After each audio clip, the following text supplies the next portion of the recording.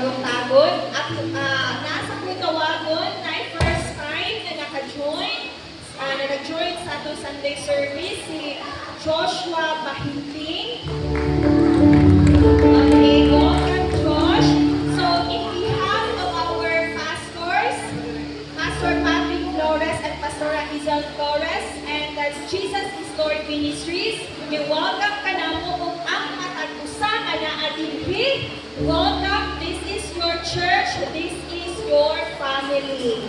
So karon, I believe na malipayon ang matag-usa, taas-taas ang bakasyon, taas-taas ang mga pagkakabo na family gathering, and this is also your family, at kung ang api-apiyon ang matag-usa din sa presensya ni Lord.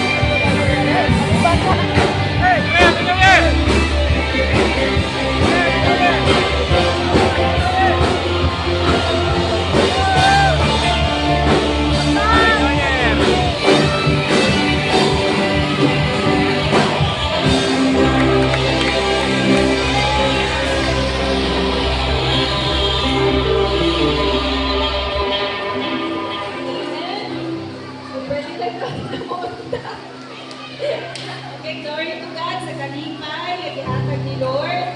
So, ako iawag si Joshua Bahinting sa pagkakiling sa pagtindog. We will offer a prayer for you. Ang gawang itaas ang kamot at siya magbigalat at panalangin sa kinabuhi. Let us pray. Heavenly Father, O the Lord, salamat, Lord God, inihat doon, iumatag ka na mo, Lord God. Isa pa man, Lord, sa kinabuhi ni Joshua, Lord God, na ikaw kayo mag-bless kaniya, Lord God. Dili ba yung aksidente, Lord God, na siya nakaabot dito, Lord God. But Lord, kitang na kung kayo, Heavenly Father, Lord God, na siya makadungog sa imong pulong, sa imong pagpamaayo, Lord God. Lord, ang mga pagkampo, Lord God, ay masinabi kayo kaniya, Lord God, imong buwing presensya, Lord God, that we will know you, Heavenly Father, O God, that we will encounter you and you will encounter me, Lord God. Lord, ang mga pagkampo, Lord God, ibigyan, kinabuhin siya sa imong magiling at upo, Lord God, na walang buwan sa kaaway, Lord God, na makapulakot kanina, Lord God. Ang mga pagkampo, Lord God, tarong at dawa, Lord God. Lord, we declare salvation upon you, Lord God, in Jesus' name, that we will receive you, Lord God, as His personal Lord and Savior, Lord God. Gamitin niyo mo siya, Lord God, na may blessings sa iyong pamilya, Lord God. Lord, gamitin niyo mo siya, Lord God, alam sa kaymayaan sa tungalan, Lord God.